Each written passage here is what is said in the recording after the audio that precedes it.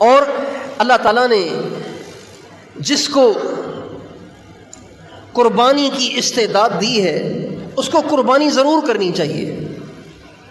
بعض لوگ ایسے سمجھتے ہیں کہ سارے گھر کی طرف سے ایک قربانی، یہ ٹھیک نہیں ہے بھائی۔ گھر کے اندر اگر 10 بالغ افراد ہیں، ایک آدمی نماز پڑھ لے گا تو سب کی طرف سے نماز ہو جائے گی کیا؟ کیسے ہوگی بھائی؟ ہر ایک کو الگ نماز پڑھنی ہے۔ اسی طرح جو صاحب نصاب ہے، جس کے پاس 52.5 تولہ چاندی کے پیسے موجود ہیں، اس کو تو قربانی کرنی ہے، اس کو تو قربانی کرنی ہے۔ یہ نہیں دیکھنا کہ مہنگائی ہو گئی ہے، یہ نہیں دیکھنا کہ جانور بڑے مہنگے ہیں، یہ نہیں دیکھنا، بلکہ قربانی کرنی ہے۔ اور قربانی کے تو اتنے فضائل ہیں، اگر ہمیں اس کی حقیقت معلوم ہو جائے، اگر ہماری نظروں میں آخرت کی اور جنت کی اور نیکی کی اہمیت ہو تو اللہ کی قسم لوگ قرضے لے کر بھی قربانیاں کریں۔ ہمارے نبی کا ارشاد ہے، جو شخص قربانی کرتا ہے، جس جانور کی قربانی کرتا ہے اس جانور کے ہر بال کے بدلے اسے ایک نیکی ملتی ہے۔ صحابہ نے پوچھا یا رسول اللہ، اگر کوئی مینڈھے کی قربانی کرے تو؟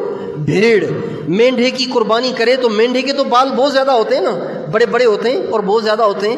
آپ علیہ السلام نے فرمایا ہاں، جو مینڈھے کی قربانی کرے گا، بھیڑ کی قربانی کرے گا، اللہ اس کو بھی ایک ایک بال کے عوض نیکی عطا فرمائیں گے۔ کتنی بڑی نیکی ہے یہ، اتنی ساری نیکیاں زندگی میں کون کمائے گا؟ اور آپ علیہ السلام کا ارشاد ہے کہ یوم النحر، جن ایام میں قربانی کی جاتی ہے، ہمارے نبی کا ارشاد ہے اس دن خون بہانے سے بڑی کوئی نیکی ہے ہی نہیں، خون بہانے سے بڑی کوئی نیکی نہیں۔ جو لوگ کہتے ہیں نا یار اتنے سارے مسلمان جانور ذبح کرتے ہیں، اتنے پیسے جمع کر کے غریبوں کے گھر نہیں بنوا دیتے، اتنا سیلاب آیا، کتنے لوگ بے گھر ہو گئے، فٹ پاتھ پہ زندگی گزار رہے ہیں، جھگیوں میں زندگی گزار رہے ہیں، اتنے پیسے جو جانوروں کو خریدنے ذبح کرنے میں ضائع کر رہے ہیں، اس سے غریبوں کو گھر بنوا کے دے دینا۔ اللہ کے نبی کا ارشاد ہے کہ سب سے بڑی نیکی ان ایام میں گھر بنانا، بیمار کا علاج کرانا، کسی غریب کی مدد کرنا نہیں ہے، بلکہ سب سے بڑی نیکی ان ایام میں خون بہانا ہے، خون بہانا ہے۔ اجر دینے والا اللہ ہے، اجر دینے والا اللہ ہے۔ تو اللہ جس موقع پہ جو کرنے کو کہے گا ہمیں تو وہی کرنا ہے نا۔ ہمارے نبی ایک دفعہ سفر میں تھے تو آپ علیہ السلام نے فرمایا بھائی جنہوں نے روزہ رکھا ہوا ہے وہ روزے کی نیت ختم کرو، روزہ نہ رکھو، ہمیں بہت مشکل سفر میں جانا ہے، لہٰذا روزہ کوئی نہ رکھے۔ بعض صحابہ نے سوچا کہ آپ علیہ السلام یہ جو روزہ نہ رکھنے کی بات فرما رہے ہیں یہ ہماری سہولت کے لیے فرما رہے ہیں، سہولت کے لیے، اور سہولت کے لیے کہا جاتا ہے،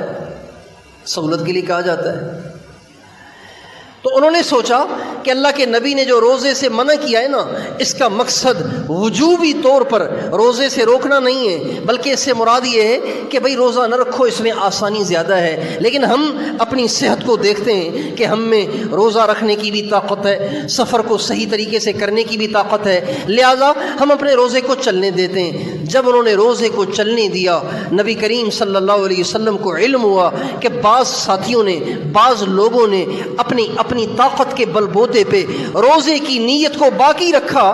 آپ نے فرمایا ان سب نے میری نافرمانی کی جنہوں نے روزے کی نیت کی۔ حالانکہ روزہ رکھنا کتنی بڑی نیکی ہے، لیکن اب روزہ نہ رکھنے کو کہا گیا، لہٰذا آپ کے لیے روزہ رکھنا نافرمانی بن جائے گا۔ حج کے موقع پہ حجاج کرام 9 ذی الحجہ کو عرفات میں گزارتے ہیں، 9 ذی الحجہ کا دن عرفات میں گزارتے ہیں، غروب آفتاب تک دعا کرتے ہیں، ذکر کرتے ہیں، تلاوت کرتے ہیں، تسبیح پڑھتے ہیں غروب آفتاب تک۔ ہمارے ہاں حکم یہ ہے کہ جب سورج غروب ہو جائے تو مغرب کی نماز پڑھنے میں جلدی کرو، اس میں تاخیر نہ کرو۔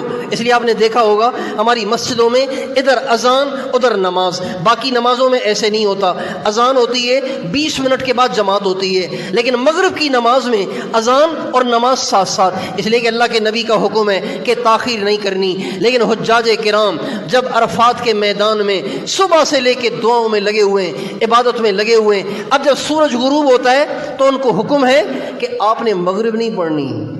ساری زندگی تو اذان ہوتے ہی مغرب پڑھنی تھی، سورج کے ڈوبتے ہی مغرب پڑھنی تھی، لیکن آج ہم اس کے خلاف حکم دیتے ہیں. چنانچہ حجاج کرام کو حکم ہے کہ سورج کے ڈوبتے ہی مغرب پڑھنے کی بجائے مزدلفہ کی طرف چلنا شروع کریں. اور مزدلفہ بھی کافی فاصلے پہ ہے. چلتے چلتے چلتے چلتے راستے میں ہی مغرب کا ٹائم نکل جاتا ہے، عشاء کا ٹائم داخل ہو جاتا ہے اور عشاء بھی تاخیر ہو جاتی ہے.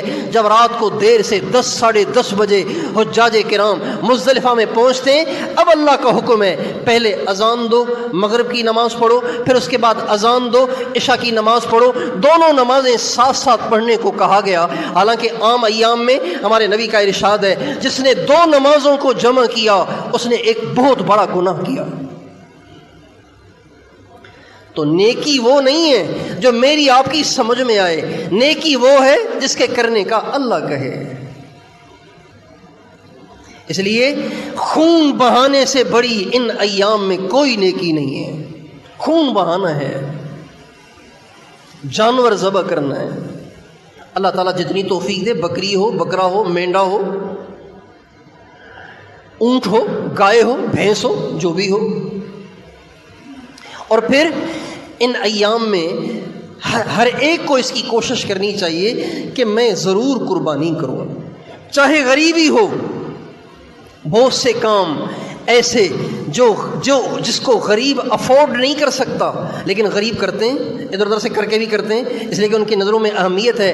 غریبوں کی شادیاں بھی تو مالداروں کی طرح سے ہوتی ہیں کہ نہیں ہوتی؟ غریب بھی تو قرضے لے کے شادیاں کرتے ہیں کہ نہیں کرتے ہیں؟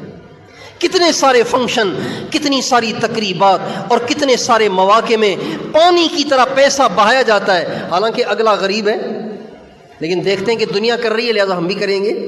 تو بھائیو اس میں بھی ہم کوشش کریں کہ قربانی کے ایام میں ہر غریب سے غریب مسلمان بھی قربانی کرنے کی کوشش کرے، اس لیے کہ بہت بڑی نیکی ہے.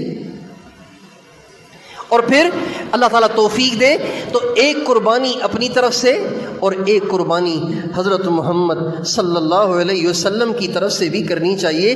ہمارے نبی ہمیشہ جب قربانی کرتے تھے تو ایک قربانی اپنی امت کی طرف سے کرتے تھے. آپ علیہ السلام نے 2 مینڈھوں کی قربانی کی، 2 مینڈھوں کی قربانی کی. ایک مینڈھے کی قربانی اپنی طرف سے کی اور ایک مینڈھے کی قربانی اپنی امت کی طرف سے کی.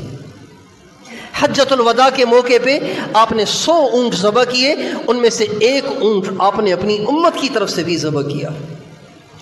تو ہمارے نبی نے ہمیں یاد رکھا، ہمارے نبی نے ہمیں یاد رکھا. حالانکہ ہمارے نبی کو ہماری ضرورت نہیں ہے لیکن ہمیں تو ہمارے نبی کی ضرورت ہے، آج بھی ضرورت ہے اور کل قیامت میں بھی ضرورت ہے. لہٰذا ہمیں بھی اپنے نبی کی طرف سے قربانی کرنی چاہیے. جن کو اللہ نے استعداد دی، ہمارے بہت سارے ایسے دوست ہیں جو بیچارے خود غریب ہیں، اپنی ان پر قربانی واجب نہیں ہے لیکن وہ حضور کی محبت میں ادھر ادھر سے کچھ پیسے اکٹھے کر کے حضور کی طرف سے قربانی ضرور کرتے ہیں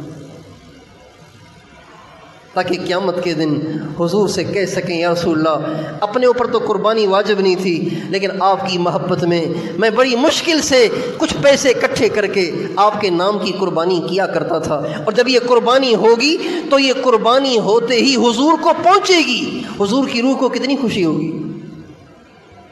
اللہ تعالیٰ کسی کو اور زیادہ توفیق دے تو اہل بیت کی طرف سے بھی کر لے، حضرات صحابہ کی طرف سے بھی کر لے، اپنی ماں اپنے باپ جو دنیا سے چلے گئے ان کی طرف سے بھی کر لے، اور اپنے مشائخ جو ہمارے مشائخ گزرے، جو ہمارے اکابر بزرگ گزرے ان کی طرف سے بھی کر لیں. جس کو اللہ نے توفیق دی ہے ایک بیل لے لے، ایک گائے لے لے، ایک بھینس لے لے، ایک حصہ حضور کا، ایک حصہ اہل بیت کا، ایک حصہ صحابہ کا، ایک حصہ ماں کا، ایک حصہ باپ کا، ایک حصہ اولیاء کا، ایک حصہ ساری امت مسلمہ کا.